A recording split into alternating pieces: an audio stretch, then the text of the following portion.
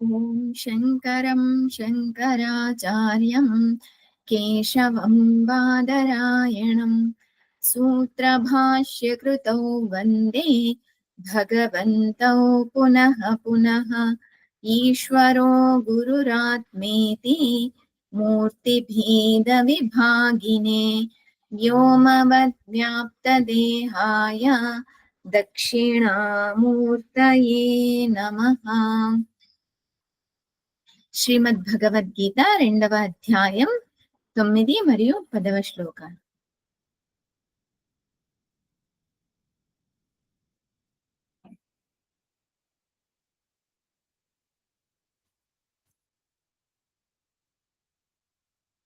ఈ రకంగా అర్జునుడు చెప్పినటువంటి విషయాల్ని పూర్వ శ్లోకంలో చూసాము.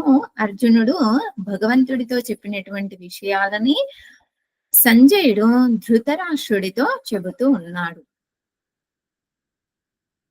సంజయ ఉవాచ ఏవముక్త్వా హృషీకేశం గుడాకేశః పరంతపః న యోత్స్య ఇతి గోవిందం ఉక్త్వా తూష్ణీం బభూవః. తమువాచ హృషీకేశః ప్రహసన్నివ భారత సేనయోరుభయోర్मध्ये విషీదంతమిదం వచః.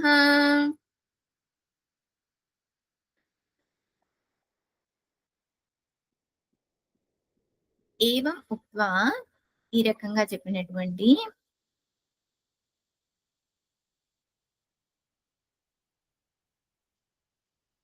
హృషీకేశం గుడాకేశః పరంతపః హృషీకేశం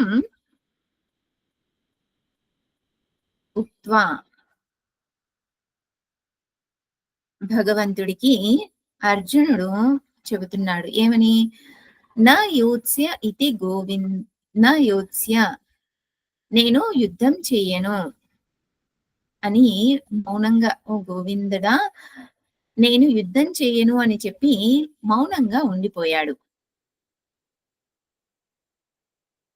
అని సంజయుడు ధృతరాష్ట్రుడికి చెబుతూ ఉన్నాడు. అర్జునుడు భగవంతుడికి చెప్పాడు అని. తమువాచ హృషీకేశః ప్రహసన్నివ భారత. ఓ భారత, భారత అంటే ఇక్కడ ధృతరాష్ట్ర. ఇది విన్నటువంటి పరమాత్ముడు హృషీకేశుడు నవ్వుతూ ఉభయోహో సేనయోహో మధ్యే, రెండు సేనల మధ్యలో విషాదంతో నిండినటువంటి ఈ అర్జునుడికి వచః చెబుతూ ఉన్నాడు. ఏం చెబుతున్నాడు అనేటువంటిది 11వ శ్లోకం నుంచి ఉంటుంది. ఈ శ్లోకంలో ప్రతి పదానికి కూడా అర్థాన్ని వివరంగా చూద్దాం. పరంతపః, పరంతపః అనగా శత్రువులందరినీ కూడా సంహరించినటువంటి వారిని పరంతపః అని అన్నారు. అలాగే గుడాకేశః, గుడాకేశః అనగా ఎవరి యొక్క జుట్టు అయితే రింగులు రింగులుగా ఉంటుందో వారిని గుడాకేశ అన్నారు. రింగులు రింగులు పెద్ద జుట్టు కలిగినటువంటి వారిని గుడాకేశ అన్నారు. పరంతప అన్న, గుడాకేశ అన్న కూడా అర్జునుడి యొక్క విశేషణాలు. గోవిందం, గోవిందం అనగా గోభిః వేదాంతవాక్యైః ఏవ విందతే లభ్యతే ఇతి గోవిందం.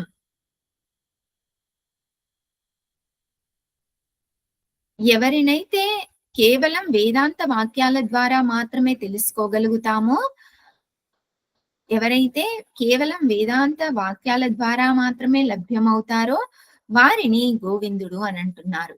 ఇక్కడ భగవంతుడు గోవిందుడు అనగా అంటే భగవంతుడు కేవలం వేదాంత వాక్యాల ద్వారా మాత్రమే తెలుసుకోవడానికి అవకాశం ఉంటుంది భగవంతుడిని. హృషీకేశం, హృషీకేశం అనగా ఎవరైతే వాళ్ళ యొక్క ఇంద్రియాలని నియంత్రించుకోగలిగే సామర్థ్యం కలిగి ఉంటారో వాళ్ళని హృషీకేశం అన్నారు. ఇక్కడ భగవంతుడు కేవలం తన ఇంద్రియాలనే కాకుండా సర్వాన్ని కూడా నియంత్రించగలగడు కాబట్టి హృషికేశం అన్నారు. ఈ రకంగా అర్జునుడు భగవంతుడితో చెబుతూ ఉన్నాడు.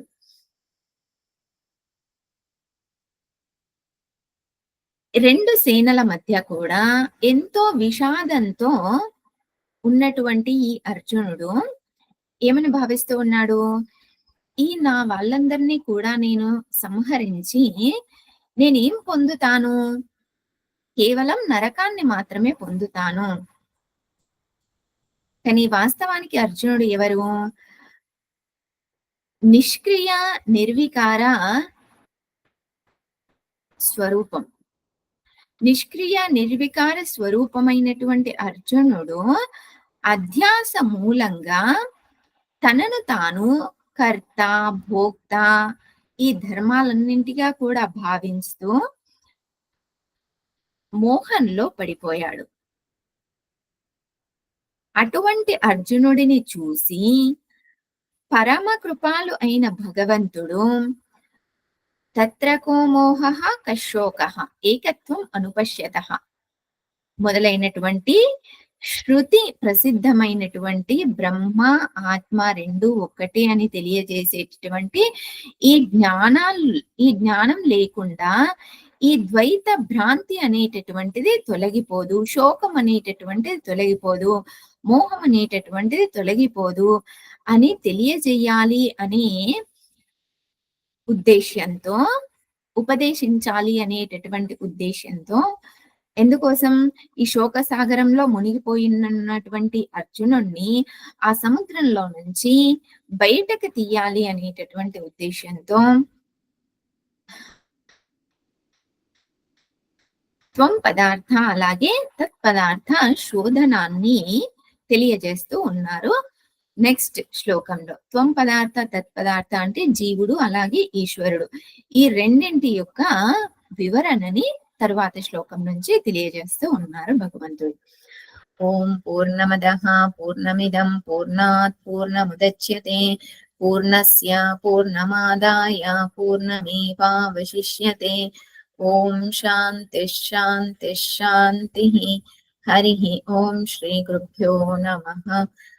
హరి ఓం.